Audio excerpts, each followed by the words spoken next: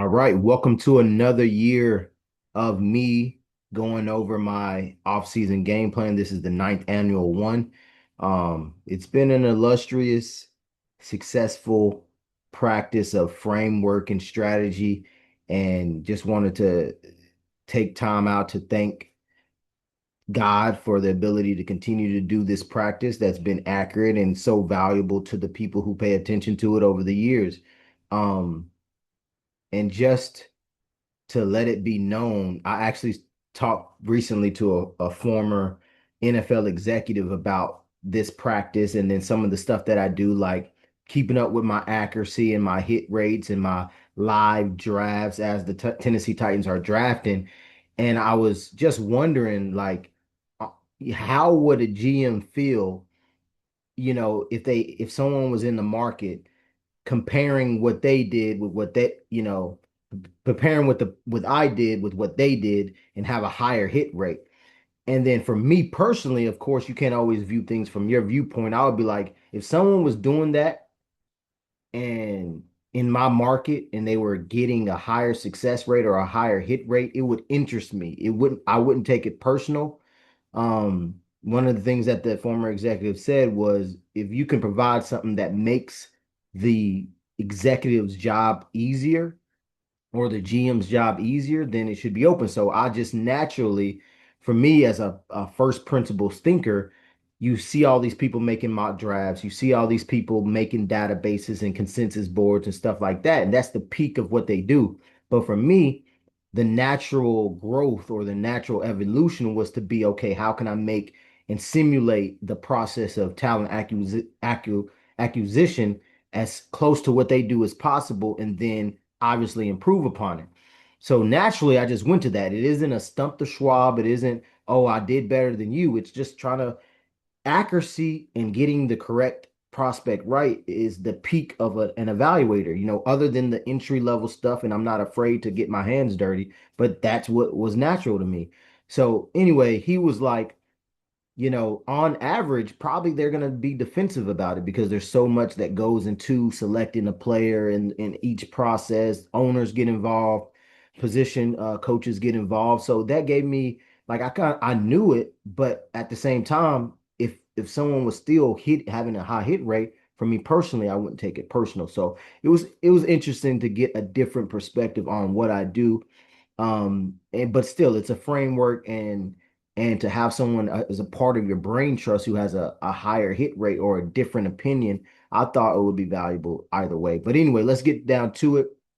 Thanks for listening to the rambling. But so this practice for the first time viewers, for those that don't know me, BU underscore scout and Charles Barnes, spent some time in recruiting offices collegiately, PFF data collector, player participation.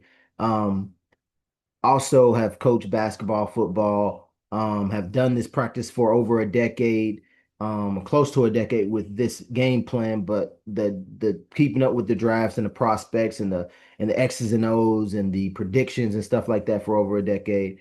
Um, have tripled the hit rate of the average GM by keeping up with this data. So for those that don't know me, that's just the intro. That's the messenger. But getting down to what the Tennessee Titans did this past free agency. So new coaches, they obviously got to find new scheme fits, right? Going from an odd to an even front, changing offenses, going to Eckert's Perkins after being in that somewhat West Coast system. Um, the Taylor system, the Zach Taylor system. Um, Lots of gap scheme, lots of pretty much stoic movements with 11 personnel. So now they're getting a little bit more versatile. You got to have more versatile pass catchers because everybody is going to essentially play in run the same routes from different positions. So understanding that, naturally, they're going to try to target players that they're comfortable with to help implement the offenses and the defenses. So naturally, I understand that part of it. But at the end of the day, you still got to get players that are good and that's going to, raise the ceiling and raise the floor of an offense or a defense. So as you can see on the screen share, they went with Wandale Robinson, which was he was on my radar, just was someone that, you know, he's been on my radar since Kentucky and when Will Levis was throwing him the football.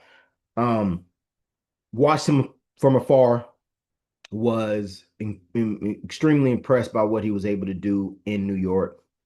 So he was naturally on my radar. But like if we're gonna penalize, let me talk about the good stuff first. Like he's fast, slot versatile, Z versatile. Not I wouldn't put him at X too much, but reliable, fast, stretch the field, can work underneath, tough.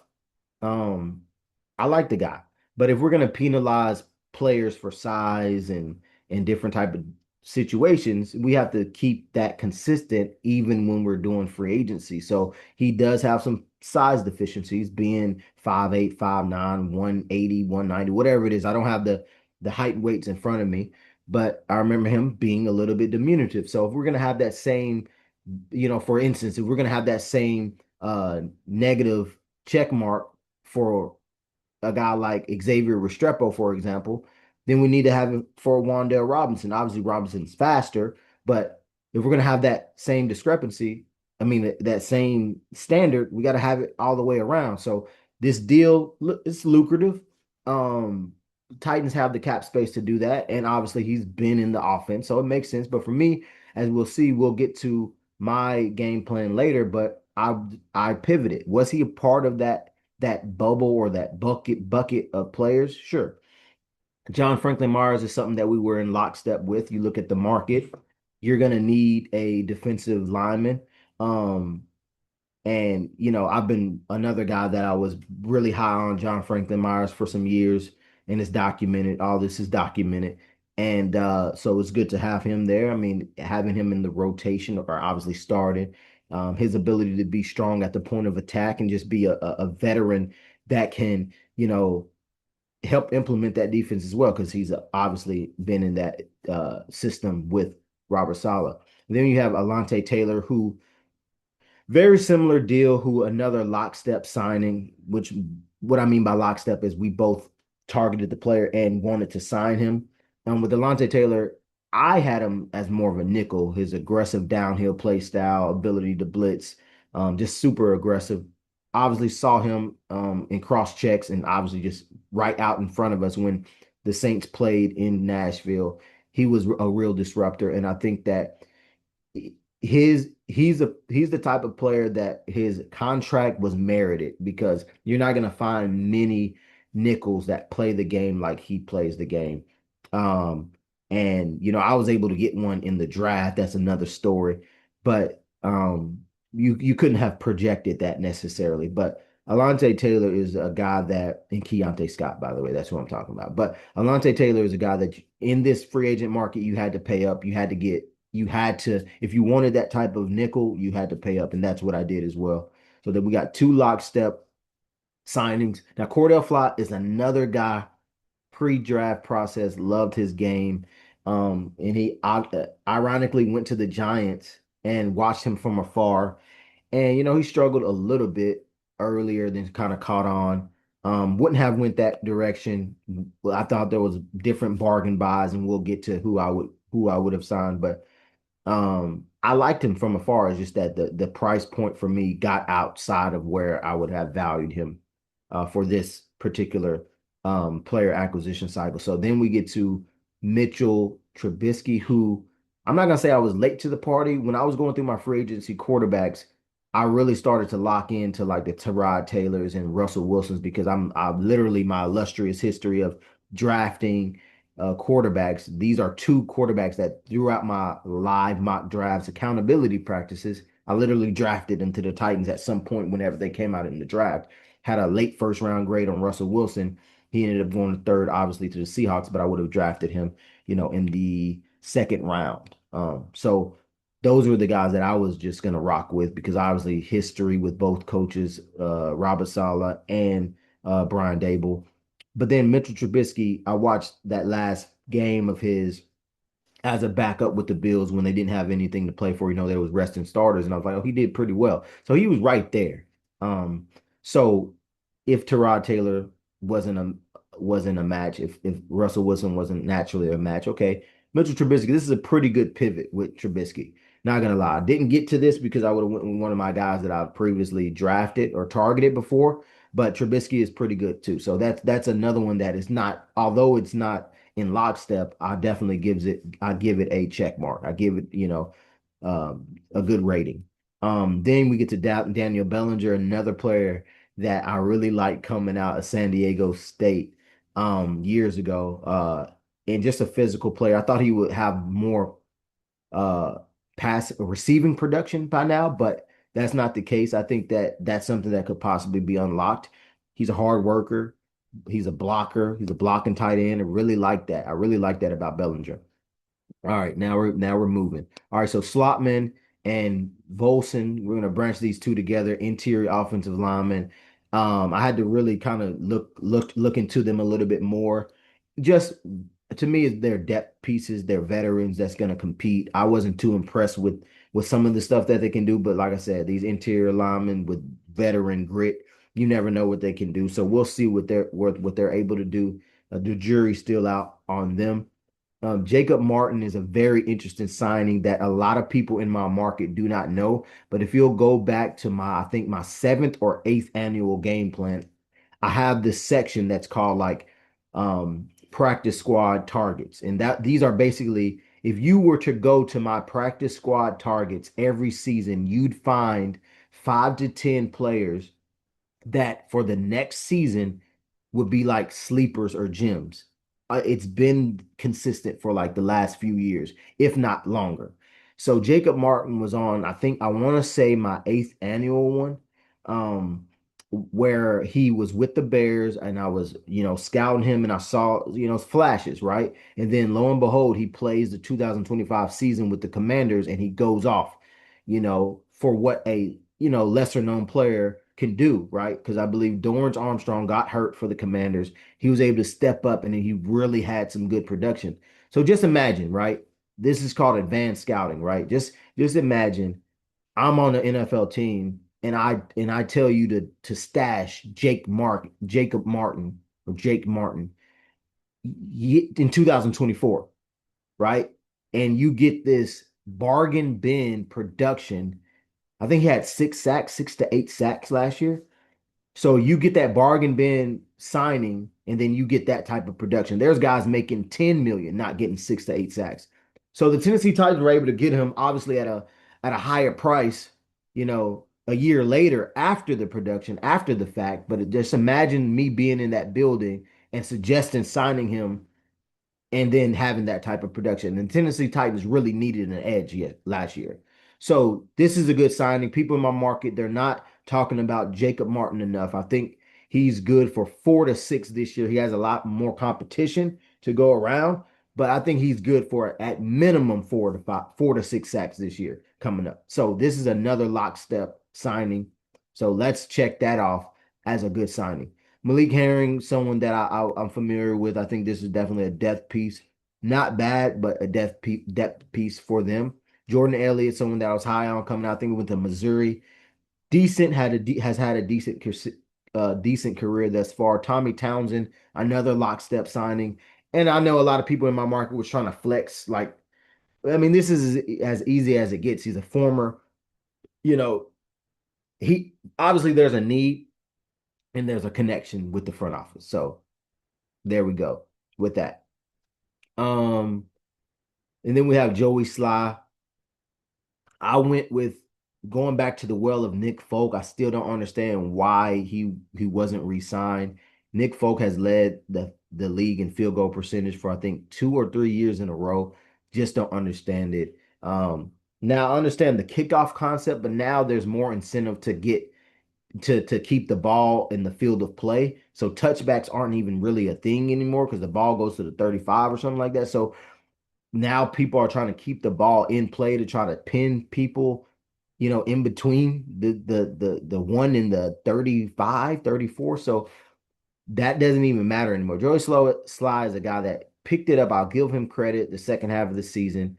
Um, a lot of his misses were just unreasonable, like long field goals. He has a decent leg, so it's not that bad of him returning, but I was a big Nick Folk guy even before the Titans. I suggested them getting Nick Folk before they even got him, and they finally got him, and he did well, and they let him go.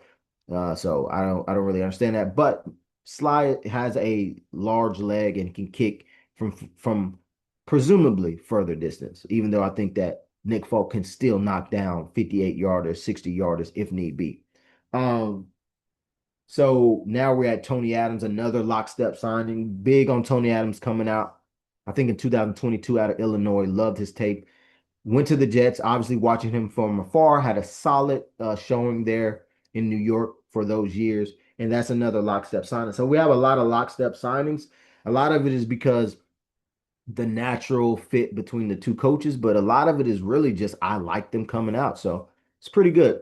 Colin Granson, someone that obviously I knew of out of SMU, smaller tight end. I think this is that like one of those move H back type of things where you're trying to replace the production of Chig, which is something that has worked a little bit over the course of the years with the Tennessee Titans. Smaller tight ends, unorthodox height and weight, but still able to move around. And they obviously these types usually provide really good depth in terms of special teams as well because they're not 6'5", 250 guys plodding around.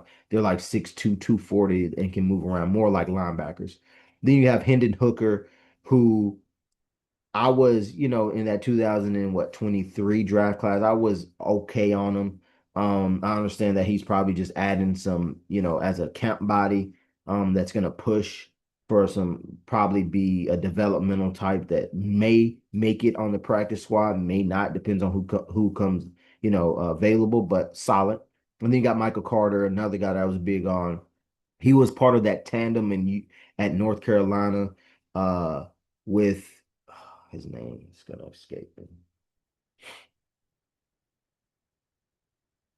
Mm. Power back out of Dallas. And I'm not gonna let this go because now I'm thinking about Titans names and his name naturally evades me. He played for the Cowboys last year. I know whoever's watching, they're like screaming at the screen, yo, yo, yo, yo. It's this guy, it's this guy. But he's gonna come to me. Javonte Williams. Boom. You were right. I was right too. It just had to come to me. So he was part of that running back tandem in at North Carolina with Javonte Williams. And in the league, he's been, he could provide a little bit more play strength.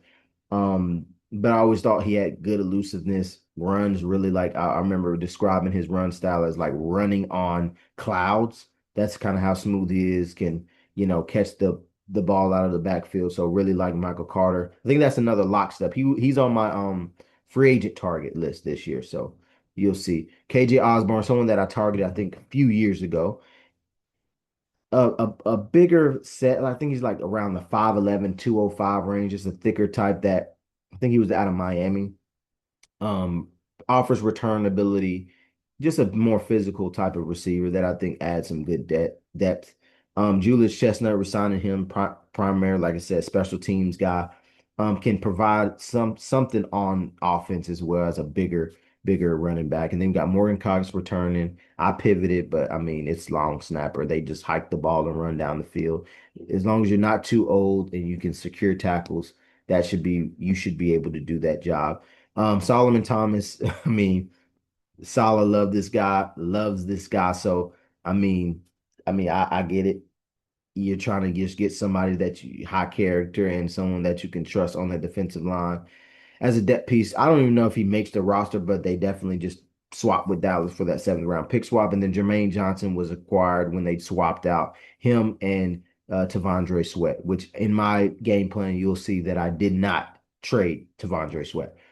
But Jermaine Johnson, I think Solomon Thomas, by the way, is more rotational and he's going to be fighting for a roster spot. I think Jermaine Johnson is obviously a starter who provides some quick get off the edge and enough play strength to set the edge, versus the run.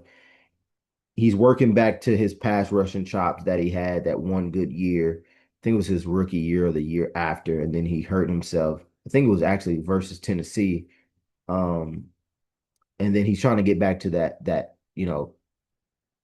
level of play. Undrafted free agents, the Titans signed. Um, they show Emil Wagner, but that's not even close to the best one that they signed. The best one they signed was Bishop Fitzgerald out of USC. Um, Tyron Montgomery out of John Carroll, Hank Beatty out of Illinois, Jalen McMurray out of Tennessee, Latrell McCutcheon Sr. out of Houston, Rasheed Miller, and then Emil Wagner out of Louisville and Notre Dame, respectfully. And then Jaden Lucas out of Clemson, Manny Powell out of Purdue, Shad Banks Jr. out of UTSA, and then Sean Brown out of North Carolina State. That was their pretty much undrafted free agency class.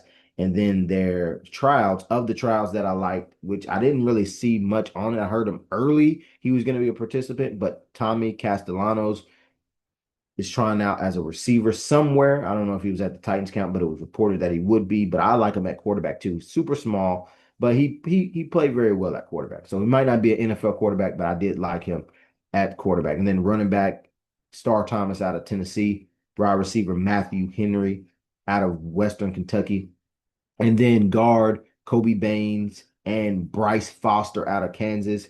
And then we got Derek Graham out of Tulane. Then linebackers Andrew Jones out of Ole Miss, Elijah Herring out of Florida State, and then DJ James out of Auburn, who was a draft pick, I think, a couple years ago, who's getting a tryout. Those out of the 58, those what? One, two, three, four, five, six, seven, eight, nine players is who I like. Um, yeah, yeah. So there you go with that. And they say this one is showing some departing guys. Obviously, you see the guys that left. Jefferson, Brandon Allen, Hans has got retained, right? I don't know. Anyway, you got Arden Key leaving, and then Lynch leaving, Jalen Arm, all these players pretty much they needed to upgrade anyway. So that's kind of how that goes. So that's pretty much the Titans. So as you can see, there's some lockstep signings, and then there's some that I would have pivoted to, and let's get straight to it. I don't want this to be, hopefully we can keep this video in the 30-35 minute range, maybe 36. We don't want to be pushing 40. So let's pick up the pace. So this is my ninth annual game plan. Standard philosophy. Um, just a reminder that free agency comes before the draft. It's a two-way street. Interest meets finances. This model shows how to maximize this season's talent pool for the year ahead. Being present in the moment, only squinting at the future, not mortgaging your future in one season, but forming the best possible roster while keeping the schedule and possible pitfalls in mind. Drafting is the purest form of talent acquisition. My goal is to form a Super Bowl roster that is as infallible as possible through roster engineering practices developed over 2 decades of coaching and study. Analytics and grades were used to help describe player impact and execution, but momentum, pace, and emotion are the driving force. Emotional IQ and human nature still play a substantial role in all evaluations. So, as you can see, you see the cap space to start. These are rough. This is a rough draft type of framework situation. So it's meant to be taken obviously as player targets, but is also meant to be taken as a framework in terms of strategy, where certain positions, where certain players, where you should sign and stash sleepers and stuff like that. So there's an advanced scouting element to it. Um, and it shows right off the bat some of the 2025 strengths, influx of youth, promise across the roster. Some of the weaknesses lacked dynamic talent on both sides of the ball, except the defensive line. The longest losing streak was 7. The most impressive win was against the Browns in week 14. The most disappointing loss was the final week of the season, in which was almost unwatchable play. But roster moves, trades, releases, and extensions that I did, I ended up extending instead of just taking the fifth year option. I went ahead and just extended him. Peter Skoronski, left guard, who played well last year. I went ahead and before the market really resets, and I know it's not a premium position, But before the market really resets and this starts to get into the 100, 110 million, and then 60 million guaranteed, I went ahead and extended him before it gets to a crazy number. I wanted to resign Van Jefferson, who I think that was dealt a bad hand. I think when he played solid. So as a depth piece, that's a good resigning. Corey Levin has always been a guy that stepped in and played well when need be. I think Oli Udo was a guy that stepped in and played well. I don't think the Titans retained him. Maybe they did. We'll see. Jared Reed, the second, I think they did retain him. So there's some lockstep there. Um, Releases, I went ahead and I know the Titans, there's some information that came out that kind of helped and alleviated Calvin Ridley's contract. They apparently put a insurance on his contract so that I guess because of the injuries and whatever they had. So it gave them like almost 20 million more in cap space. And then therefore it added like a little bit of cushion and comfortability of bringing back a guy like Calvin Ridley that had some continuity and comfortability already with Cam Ward. So I get that, but I probably still would have moved on. To be completely honest, I just wanted to give younger guys the opportunity to step up, like Alec Ayermanner and Chim DK, and I didn't want like a veteran eating up that those reps. I think it's time for those guys to get more reps. Obviously, I'm signing more players, but at the same time, Calvin Ridley is going to be seen as a guy. Calvin Ridley is going to be seen as a guy that's going to be taking up, a lot of reps because seen as a leader and expected to produce. I went ahead and cut obviously Cushionberry. These are lockstep moves, standard. L'Jarius Sneed, cutting him, saving 3.4 with Cushionberry, saving 11.4 with. And these are just rough estimates. Um, L'Jarius Sneed being cut as a layup.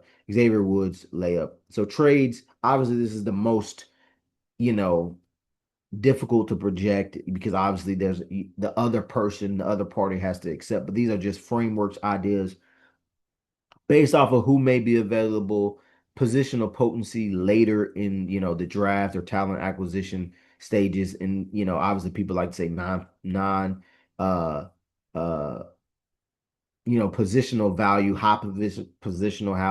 positional value and low positional value. Running back and linebacker are usually the lowest. So just trying to deal him to get picks, fifth round pick. You create some cap space, and this is obviously we know who they signed, but Tony Pollard for what it is, like I even say that I'm very open to keeping him if no suitor materializes, which the Titans obviously have kept him. So I just felt like this was a natural match because of who the Commanders, a position that the Commanders needed. And then linebacker Cody Barton, I don't know if he's the exact or perfect fit for a Robert Saleh defense, but we'll see. And I thought he would be better suited in a scheme that was similar to last year, which is close to what I think the Chargers are implementing. So that, or even the Ravens, for example. So um, not much cap space is created, but I just thought that'd be a good for him to attain a 6 round pick. So obviously this is a framework practice. And then Will Levis to the Rams, someone that I think that he still can be a starting quarterback in this league, but in terms of proving it in Tennessee, I think it's run its course, obviously, with the investment in Trubisky and then obviously drafting Cam Ward last year. And then trade interest that I would have been making calls on is guys like Jordan Addison, TJ Hawkinson and Dawson Knox. Dawson Knox was extended. Addison, I think, maybe they did something with his contract. I think they picked up the option. And then Hawkinson, obviously, they value him. So my free agency signings, like I mentioned before, was getting to Russell Wilson on this type of deal. I think he's gotten a bad rap out of nowhere, really. Outside of new age meme culture, he's a consummate example of what a young quarterback should emulate. If he's aware and open to a mentor type role, he's hands down the best option for both on-field production and off-field Cam Ward development. To me, he's the most well-rounded option available. I mentioned Trubisky stands out as a legitimate supplanter if things go awry. So, Titan signing Trubisky, he looks to be as a legitimate supplanter if need be. Like, and what I mean by that is, let's just say Cam Ward is dinged up or nicked up or starts off rocky. I think Trubisky has a real opportunity to make this his team. So I think that's something that, should be talked about a little bit more than what it is.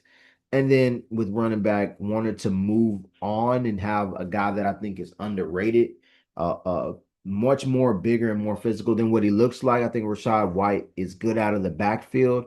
I think he suffered from poor run blocking and predictable game scripts. This is a low investment and a prove it deal for him. Um, Debo Samuel, a lot of people talk about, okay, what does Cam Ward need and how offenses usually look and how they work, right? A lot of people have been talking about, okay, with Cam Ward, we need to get him a guy with a large catch radius that can stretch the field and have stuff like that. But the best way to get a wide receiver going, I mean, yeah, a wide receiver going and a quarterback going, sometimes is those easy, high percentage completions, and that's what Debo will provide as a guy that can just get these quick screens and then use his run after catch ability to really get the offense going. I think that's what you will see, in my opinion, the next level. You already see the cyclical, large player groupings or with the three tight ends, 13 personnel that, Art Smith was using that a few years ago, and then obviously started, to become popular over the years. But now I think the best thing now is getting those quick dump off plays and allowing physical players like Debo Samuel to get easy completions, and then that can be an extension of your run game. And as you can see, like 2019 to 2023, it worked for the 49ers. I mean, it's not pretty all the time, but it worked. So I think that that's a type of player and an archetype that would still work. That's why one of my draft picks in this particular model, which I released in started working on it mid to late February, released it in March, was Kendrick Law, right? A guy that's almost like a doppelganger to Debo Samuel. He ended up going to the Lions in real time. Um, recently. So I think that is just a good type of player to have on your team. Then Marquise Brown, the highest rated receiver off of play action in free agency. You want to talk about things that make offenses go, play action, motioning, being under center, right? Being under center, motion, play action. This is the highest rated guy in those type of situations. So I thought that would be a great field stretcher type for Cam Ward that can run away from people for any quarterback.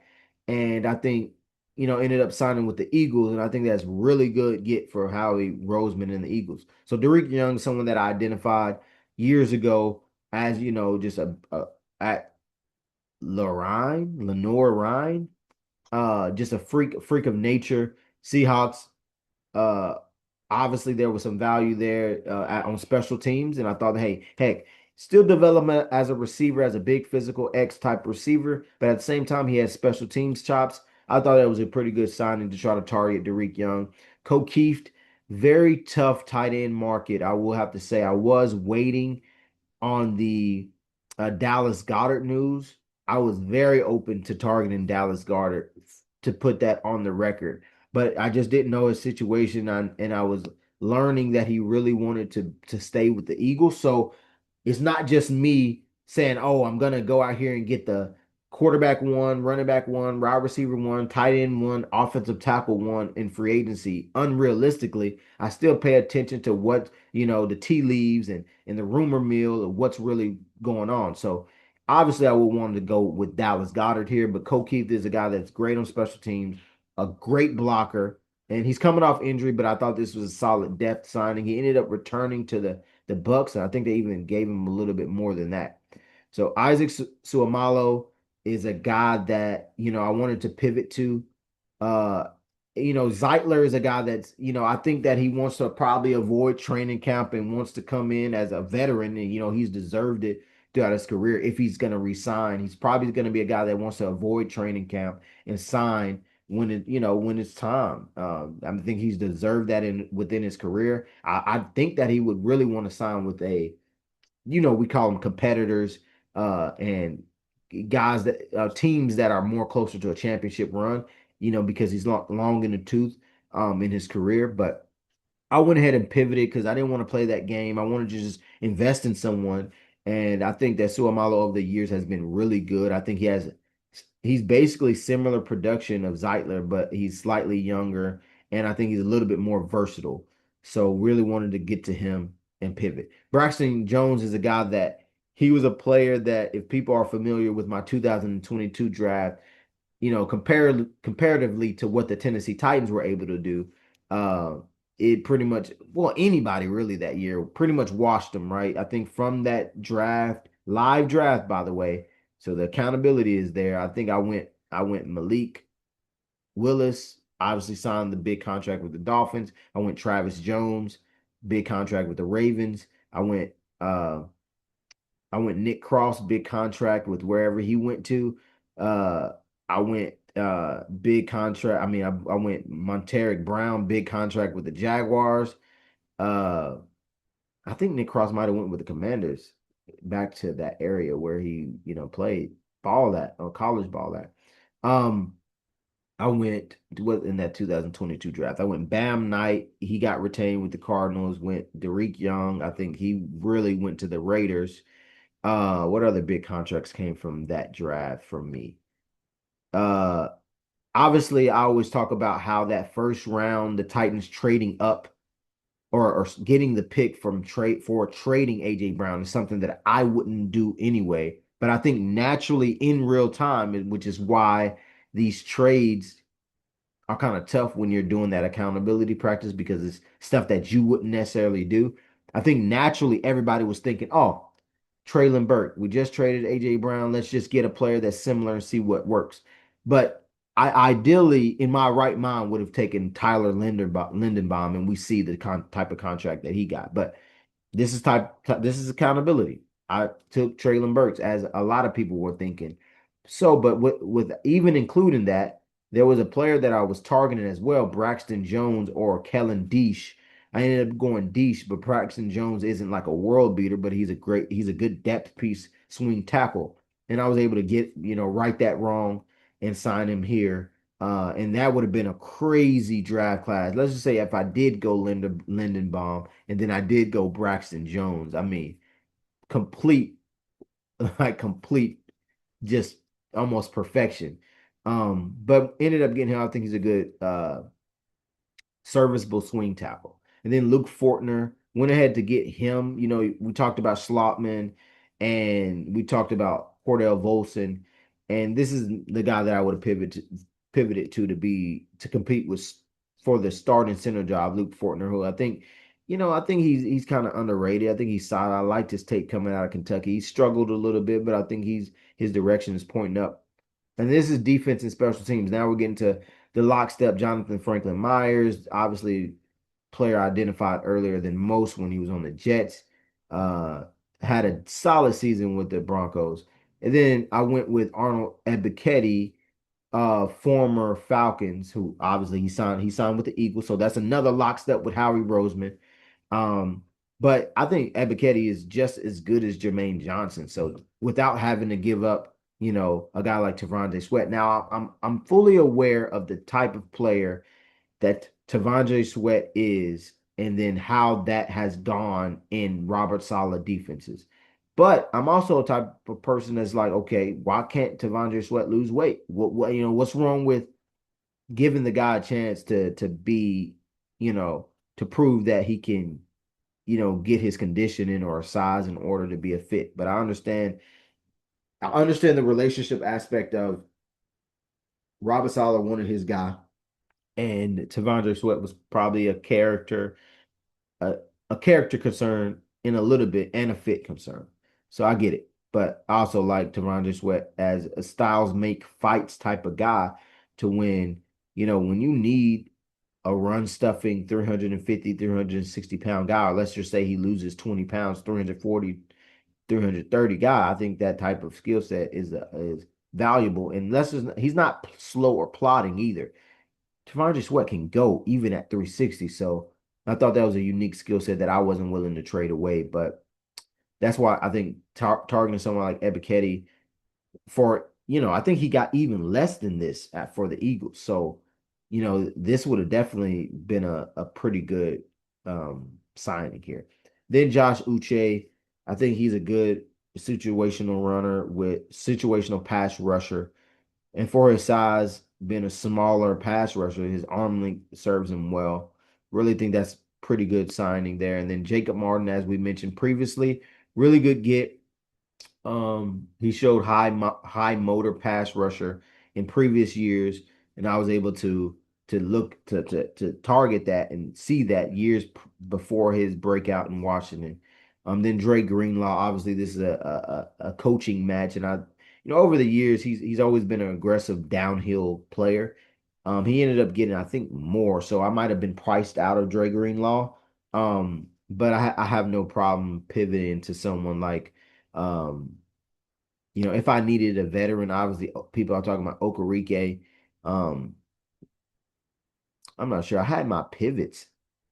My pivots are in my other one, are in my Google Doc, which showed my pivot players, which I probably should have used that one for this practice because it would have shown like who I would have naturally pivoted to. Actually, since we looked up Javonte Williams, let's look up who I would have pivoted to if I would have been priced out of Dre Greenlaw, since we're having accountability practices, right?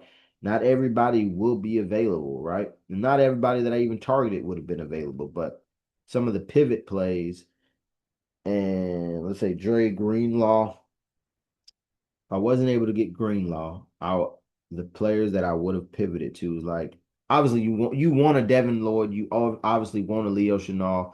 Dennis Gardeck is another guy that is very similar to a Jake Martin, right? Gardeck was coming off of ACL. So I had him targeted as a guy that you could sign and stash and then bet on his rehabilitation and come out and play. He got signed by the Jaguars, and lo and behold, he had an awesome season production for them. So Gardeck is a guy that I would target it, or DeMarco Jackson, who was playing for the Bears, who I really liked when he came out, who played well as well. So that would have been my two pivot plays had you know, I could if I couldn't get to Dre Greenlaw. Eric Stokes is a guy that I thought was one of the more natural, traditional outside corners in this free agency class who's really put it together. Um, and that's kind of I guess that's my pivot from Cordell Flop is Eric Stokes, which is, being able to target him, valuing his game, and I really think he's a good get. And then Alante Taylor around the similar price, I think 3 for 60. Is that what they got him for? And obviously, I'm coming up with these contract targets myself based off of market value and market strength. So Alante Taylor was 3 for 60. So we had the exact same uh deal. Now the incentives and the signing bonuses, I'm trying to play that game, but so basically the same as well. So the Benjamin St. Juice is a guy that I targeted. They don't have Joshua Williams on here, who the Titans signed as well, another cornerback. They probably skipping a lot, right? This is just a random Google or Bing. So they forgot Joshua Williams, cornerback, that played for the Chiefs. So my pivot would have been Benjamin St. Juice. Size. I mean, St. Juice is the guy that's going to come in and when we need you to compete against the bigger X's, he's going to compete. And he really put it together last year. I believe it was on the Chargers. So really like that as a depth sign, well, not even a depth sign, like a steal almost the way that he played last year. Jalen Hawkins was the safety that I would have targeted bigger money. I think this is where I got into this because I knew the market was going to be weird trying to get like a really good safety. And I know Jalen Hawkins, he was rangy last year, kind of frenetic even, but this is my quote unquote like swing, big swing and splurge a little bit, seeing what he was able to do, betting on the production or betting on the growth of this player. I thought he played well in New England last year, quick trigger, interchangeable at free and in the box, but I really like him in the box. Um, that would allow Monty Hooker to play free, more natural, his natural position, in my opinion. Then we have two depth pieces with obvious connections to the coaches. When Jason Pinnock, I think he's junior or senior. I always try to be respectful of that. He might not be any.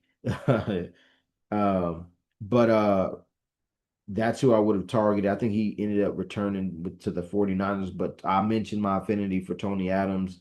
Uh, yeah, Jason Pinnock is just Jason Pinnock.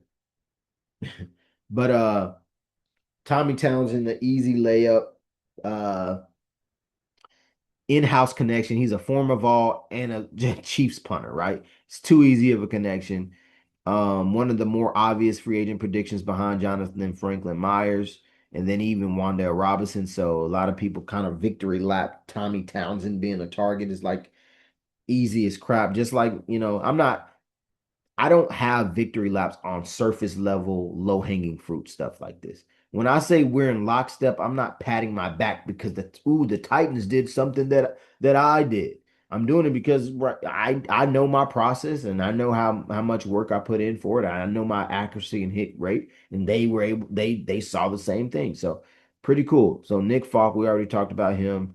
Never understood why he wasn't resigned, led the league in field goal percentages again, and made a 58 yarder for those who said he couldn't. So I just never understood the pivot, but obviously an older kicker. But I would have also pivoted with long snapper, getting younger, and just planning for the future, right? Another advanced scouting uh, trait is looking ahead and would have pivoted a little earlier. And I really went into like watching long snappers this year for the draft process, and it's a tedious job, and I also see that is a very hard. It's hard to find a good one. So when you have someone that's aging, you might want to like pivot a little bit earlier before they retire, so that you're not having to find another one when that person retires. So this is the draft class. So drafting is purest form of talent evaluation is the foundation upon which dynasties are made. And I said I was going to update the projections and undrafted free agency list until the draft happened. And you could have done that if you paid attention to my blog thebarnesuniversity.com. That's where I keep most of all my rankings. And you could see, after a certain point, on average, after your top 25, and it's probably even extending for some positions like tight end, not that many are drafted, guards and stuff like that. Linebackers sometimes aren't that many drafted, but like after your top 20, top 25 on average, that's where your undrafted free agency is going to start to kick in. Receivers, obviously, that's extended to like 35, 40. Cornerback, because so many from that position, so many players from those positions are drafted. So my draft class, remember, this is early March, so valuation may be slightly off. Obviously, we don't you don't know. This was just a standard mock draft, stoic, um, static because whatever. David Bailey was a guy how I built the roster. He's a closer, right? I kept Sweat. I had Ebiketie, Jonathan Franklin Myers. You already have Jeffrey Simmons. Um, you already have Joshua Uche, so I needed another closer because I know those guys are going to stop the run early downs, and I just targeted Bailey as someone just strictly for his ability to pass rush. Now, I will have to say this because I probably won't have to get a chance to say it. I was terrified of the character profile or the personality profile of David Bailey because I just didn't know enough about him. You go to his Instagram, it's private. You hear him talk. He's a little eccentric in a way. So this is who I would have targeted early March. Obviously, he was taken second overall, I think, to the Jets. So it is what it is. Go and check out my videos on who I would have drafted. Uh, yeah, that guy. That's who I ended up taking in my draft live. Right, this is a stoic standard static draft in March based off of my free agency moves. And then I do one that is live as the Titans are picking. So, and it makes his accountability because anybody can do a mock draft, right? Oh, I want David Bailey. But in real time, he was gone. So where do you pivot to, right? And these are my alternatives. Obviously, I think Ruben Bain dropped off during the process a lot. Jeremiah Love replaced Ruben Bain here. A receiver never was on my radar, and that's something that I'm willing to admit at 4. In a trade down, yes, and I think I show it as an example. Pick 35, Titans in real time moved up to 31. Denzel Boston would have been available. I think he's just a dominant X type. Um, he even has return ability, my ball or nobody's ball ability, mentality, alpha. But I learned a little bit about his injury history, so he kind of panned out or kind of just it kind of faded a little bit for that pick at 35, and even 31 is a little bit too rich. But I really like the player. I think he's going to do good with the Browns. Pick 66, the Titans ended up trading up to 60, and they took Anthony Hill Jr. Um, but I would have took Keontae Scott here in my live draft. But with this one, Jake Gallday was extremely high on my board. He was higher than some of the linebackers. I think he was my linebacker 2 or 3. He was as high as that. I really liked his physicality, his ability just to like be that strong. We talk about a Sam linebacker. I think he's at the consummate Sam linebacker. The way that he sets the edge as a linebacker, and then has enough fluidity to be a pass and to be someone in pass coverage that succeeds. So Nicholas Singleton, even in mock drafts simulators, he's someone that was always there in the 100 to 140 range. Him and I want to say his teammate Katron Allen was always there. So this is someone that I just landed on. I just think that um his raw running ability, his return experience, and then the speed is the separator, even though I think Katron Allen will be a good sustainer type of back at the next level. But this is a sweet spot for quality running backs in this draft. And I said it back in early May or late February. So it ended up being true. And I took him here. So this is a literal lockstep, triple lockstep pick because I just think that's just where the value was for running backs. Now, Bud Clark, this is where the reality steps in. I think Gallday actually went earlier. Boston went later. Bailey went earlier. Singleton went later than this, but in range, right? 1 to 140. For me, I took him at 142 in real time. Titans took him at 165. So in the 65 pick range, day 3. So round 5, Bud Clark went way earlier. Trey Zoom, I think he went earlier as well than this range. But these are players that I targeted. Like I love the tenacity. He went to the Seahawks. He should do well with them. He has nickel versatility.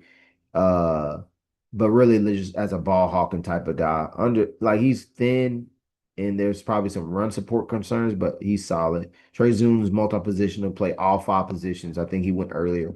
Rayshon Benny was actually around in this range, so this is good projection of noticing where he would be. Titans ended up going Jackie Marshall, I think with this very same pick, 184. Um, yeah, so I like Benny better, but I get what they see with Marshall. I think he's very underrated. I think although the analytics doesn't support his pass rush ability, I think he showed good hand usage, especially in Mobile, and good strength to affect the run game. Hibner was a guy that was super high on. He obviously went, well, not obviously, but he went higher than this. I think there were teams like I think he went to the Ravens, so that's good for him. I think Benny went to the Ravens as well. So both these players actually went to the Ravens. It's probably more. So that's pretty good for Ravens. I think they had a pretty good draft. Then DJ Campbell, very good valuation. I think DJ Campbell actually went 7 picks prior. Um, and pick 200, I think. Very good value. This is on par. I think I was lower, which I shouldn't have been on where Bud Clark was going to be. I think I was kind of looking at where some simulators were, and now I know which ones to trust.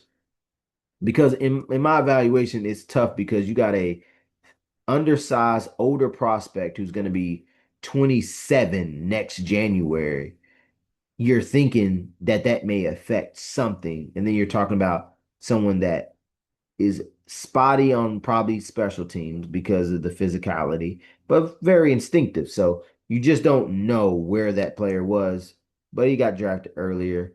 Everybody else, Zune, I think that a lot of people, Zune the third, a lot of people, may have been. Nah, I still think because his versatility should have known he'd be taken earlier than this. But there was better people on the interior than him. Let's just put it like that. Like pure interior offensive lineman, there was some that you probably would trust a little bit more than Zoom. But the multi-positional versatility should have known that with him. And then with Kendrick Law, like I said identified early as a late round steal. Law possesses excellent run after catch ability and has the chops to also play running back if need be. There goes the Debo Samuel comparison. That's how unique and physical he is. Buzz may push him into higher rounds as time goes on, which so many people had him so low as a prospect, and he ended up going higher than this. I want to say I think he was in the 100s. So this is pick 237. I think he was picked in the late 100s. So around that I want to say 140 to 190 range. Kendrick Law was picked by the Lions. I think that's a really good get for them. And then this was the trade down options. If I was to trade down from 4, I felt a lot comfortable with taking Jeremiah Love, even though I have, like I said, it's already known I have biomechanic issues with how Jeremiah Love plays and how he moves, how he's built lower body. But he was very enticing at 4 as time went by. Jordan Tyson was wide receiver 1, shared with Carnell Tate. So that's when receiver would have been on my radar if I had traded down. Spencer Fano or Fanu, really liked him as a tackle. And then even just, he's a guy that I think can play off oppositions as well. And then trading down from 35, the Titans obviously wanted to trade up. Felt more comfortable with Omar Cooper Jr. As you can see, he was taken earlier. Elijah Surratt, I was higher on him than most. Um, Jadarian Price, he was taken a little bit earlier, and then Zion Young, where I was more where he was taken is where I was more comfortable with getting him. I do have a little bit of uh, opportunity cost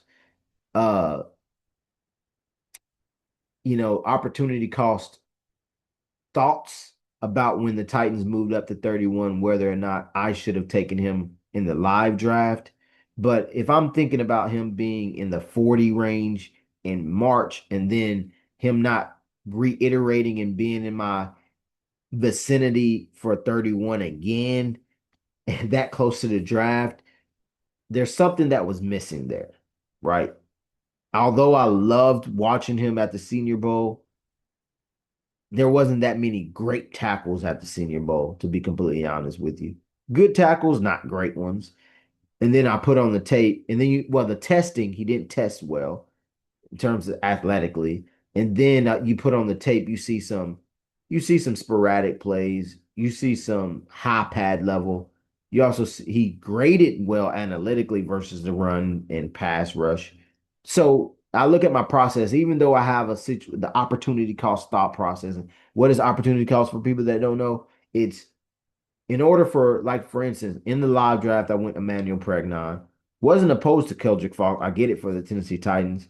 It's when you take something or invest in something, what was the other side that you lost or didn't take? So I went to Emmanuel Pregnon because I believe there was a drop off in interior offensive lineman ability, even though it was a deep class. The ability I think is drastic from Ione and Pregnon. It was a drastic drop off between actual ability. Now, how much does it actually matter? Might be something that I learn about, but I knew that for a fact. And the opportunity cost was Zion Young. Even though early in the process, I think that he's probably fitted to where he was drafted. And obviously, he wasn't on my radar when they moved up to 31 enough to be taken over Pregnon, but that's what it is. Now, practice squad targets, we're getting to the range of the guys that somebody from this list, probably 4 to 5 guys, if not more. These are the guys. Talking about advanced scouting, right? These are the guys. Somebody from this list will probably be an unsung hero or very underrated for their team this year based off of my history. At minimum 4, at most 10, double digits. So we have Trey Lance, who I was outpriced by him because he got re-signed by the Chargers. So just look for him. His development has been on the up and up. He didn't unlike Mitch Trubisky, when he got to play this year, he didn't do as well, but he did had a good preseason last year. I always have someone like a late round guy or undrafted free agency guy. So like Joe Fagnano, really like him, right? So in the process, if I couldn't get Dre Lance, Joe Fagnano out of UConn steps up. I think he ended up going to the Ravens. Michael Carter was someone they actually signed. I also like Kentra Bullock. I got to go and see where he ended up going. But I like Michael Carter here. Todd Chandler.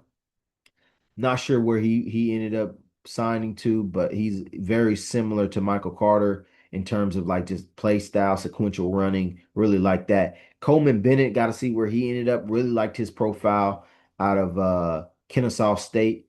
Just a super smart running back and a super good competitor.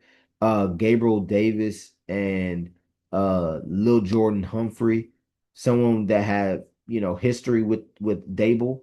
Um, Lil Jordan, I think Lil Jordan did too, yeah, with the Giants. So some crossover there, and then Dylan Bell, really liked his tape out of Georgia and what he did at the Shrine Bowl, and then Camden Brown is another big go up and get it type. Dylan Bell is physical, 6 foot 200, just physical, between the numbers.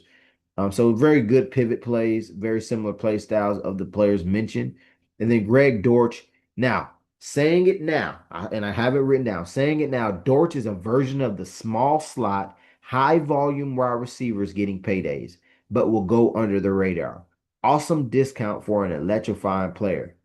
So what I mean by that, there's a lot of smaller of these little pocket rockets, slot machine players that got big contracts that I think Greg Dortch in the right situation will have similar production if he stays healthy.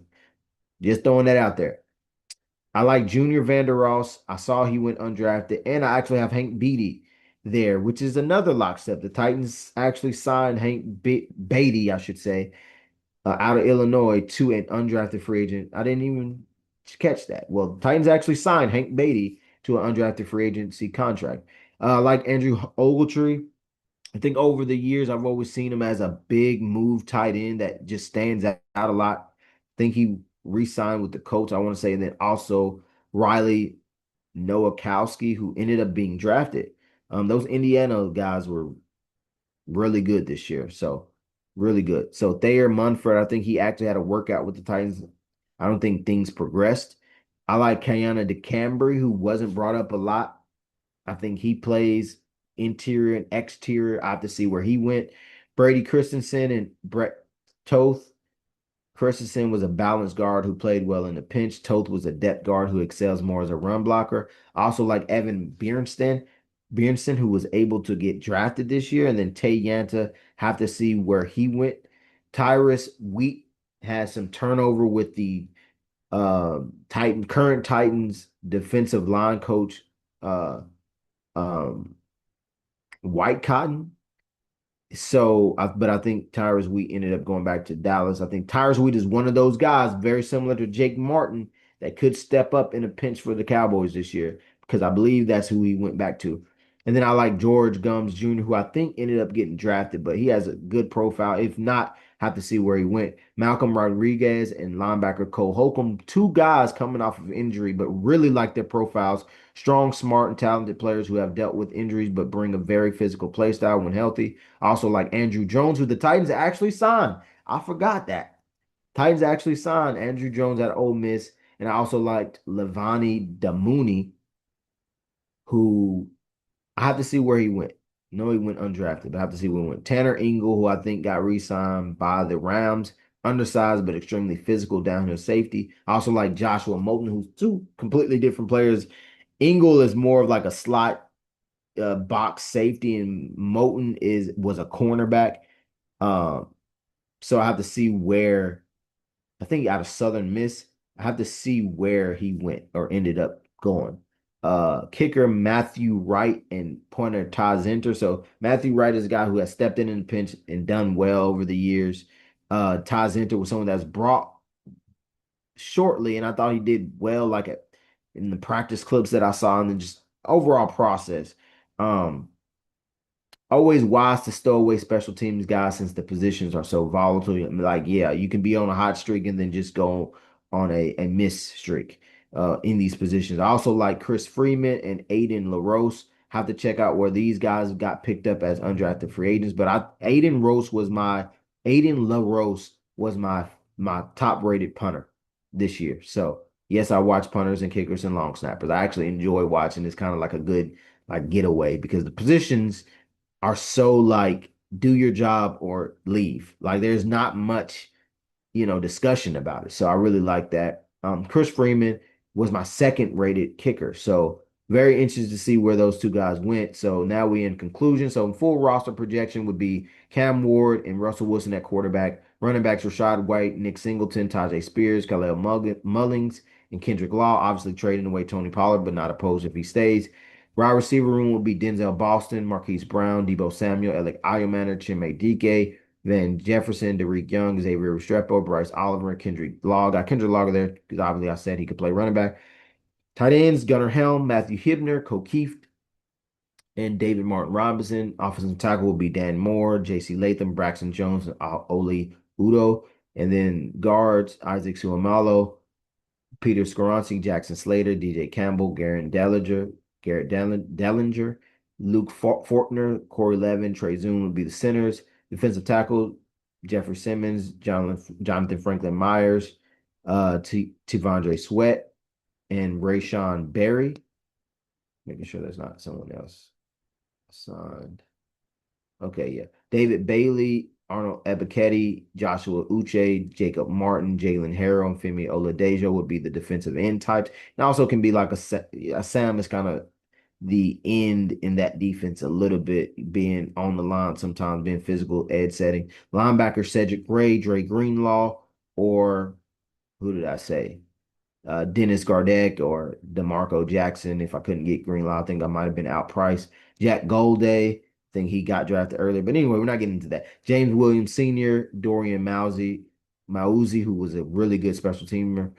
Excuse me if I'm getting some of these names wrong. You guys have such different pronunciations, cross religions. I'm not cross religions, but across ethnicities and stuff like that.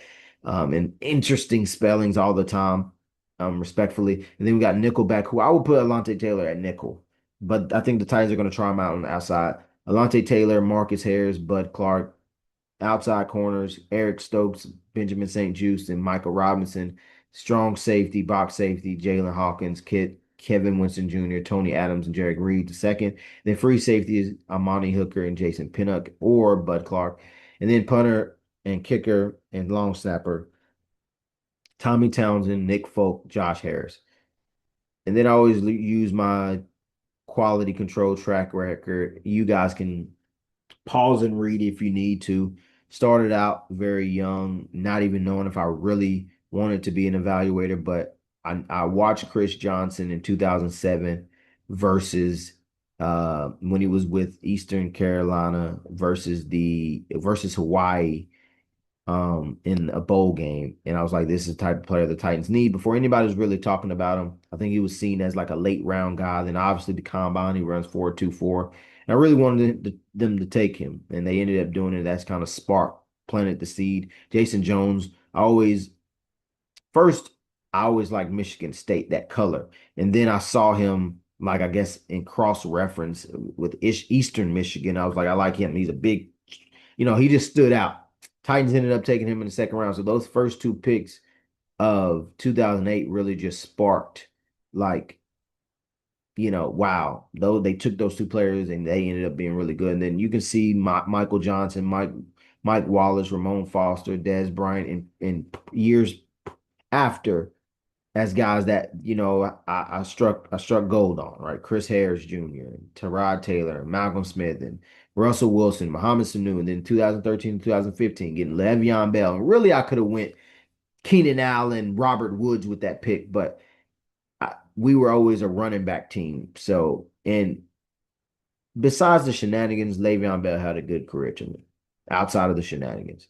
Brandon Williams, underrated nose tackle. William Golston, Vince Williams, super underrated people. Aaron Donald in 2014, Jimmy Garoppolo in 2014. The Royal Flush in 2015, Not drafting Marcus Mariota, but going with Leonard Williams, Rob Havenstein, Stephon Diggs, Trey Flowers, Quan Alexander, Adrian Amos, and then Darian Waller. And I actually did a early grade, and this was an F at first because remember, he started off as a big wide receiver with the Ravens, and it didn't pan out. And then when he moved to tight end and he went off with the Raiders, that's when I had to change that F to this grade because he became one of the best tight ends in the league. So that hit rate, that 2015 is probably one of the best high end drafts that I've ever seen anybody ever do. And this is accountability practices where I'm taking these players live, right? So that's why I call it the royal flush because I never seen a draft class quite like that. There's heavy hitters. 2016, Jack Conklin, Miles Jack, Tyler Boyd, Yannick Ngakoue, Clayton Fedulum. And obviously, J. Rob got him Derrick Henry. So hey, salute to that. Um, but hey, this is a decent draft too. Christian McCaffrey next year though made up for it. Instead of going Corey Davis and Adoree Jackson, I went Christian McCaffrey and Tre'Davious White. So I kind of made up for it right there. 2018, instead of drafting Rashaan Evans, I targeted Demario Davis, who's put together a fringe. Didn't say he was Hall of Famer. Didn't say first ballot, but a fringe Hall of Fame career, Demario Davis, and he's done it most of the damage from 2018 to present day. So would have targeted him as the Titans didn't have a lot of money during that time frame, but he was my number one target to target him. So would have pivoted that play once again, advanced scouting, right? Being making people other people's job easier, pivoting to Demario Davis and not having to sign Rashaan Evans to take DJ Moore and Deshaun Hand and Tim Settle, players who still in rotation. Deshaun Elliott, hard hitting safety that's still in rotation to this day. 2019 was my experimental draft. So let's get down to the nitty gritty as we conclude this. I know this is over 30 minutes, has to be, but I'm used to these hour videos. Um, 2019 experimental draft. This was the first year in which I tried to implement going live and sharing with people. It's also a transitional year for myself personally, moving into the new house, becoming a father for the first time. No excuses, but a lot of transitioning for me. So was the year where I started to become more like sharing to the public and more to the public. And what I tried to do was I tried to show my list, my rankings on a whiteboard, and during the moving phase, I was watching tape, just storming through players, just trying to get through it because we were moving and I didn't have that much time, so I had to fit so much into. So this draft, I was like, let me let me let as I'm sharing my off-season game plan because I started off-season game plans in 2018. So this is my second year doing the game plan. So I was torn between how do I do this draft? Do I work it off of what I did in free agency and then work it off of like my live draft, comparing it to what I did, or do I do it where the Titans currently are in real time in real life? And I also was like, let me do certain tweaks and pivots to my rankings to see just to test myself. That was also when the draft was in Nashville. So there's so many moving parts that really taught me about staying true to your process. So that's why I have two grades here. My experimental draft where I just pivoted ever so slightly, taking just the most atrocious picks like JJ Arthega-Whiteside and all that when I had AJ Brown as a first round grade in my offseason game plan or whatever. Just pivoting off of surefire stuff just out of experimental sake. My one to where I actually followed my board, it was I obviously doubled the hit rate because I went with uh, DK Metcalf and all of these players, better players that obviously hit. But 2020, I think was one that wasn't that good either. I think I probably hit on uh, Antonio Gibson, and then it's almost like that AJ Brown one, not AJ Brown, but the AJ Brown draft, where I got some really bad information on my pick on 2020 when it really should have been Antoine Winfield Jr. That he's my Tyler Linderbaum. But 2021, it wasn't that great either. Elijah Moore and Elijah Molden. 2022 was when I kind of rebounded, got out of the funk, and then kind of had a very similar draft class, what I was talking about earlier. Jalen Naylor is the other guy that I didn't mention, where a lot of these guys got large second contracts or are starters in this league, like contributing starters. So as you can see, Travis Jones, Nick Cross, Jalen Naylor, Monteric Brown, aka Buster Brown, Derek Young, Bam Knight. So and then predicted slash lent out historical Titans playoff touchdowns to Tebow, the Derrick Henry touchdown pass to Corey Davis, and the O-line touchdown pass to Dennis Kelly in the 2020 playoffs. I tagged position coaches to these videos, suggesting them do these very plays. They saw them, then the Titans proceeded to do it. Why do I know that? Because I go live and the Titans quarterback coach was in my lives. It wasn't Sean O'Hara. Who was it?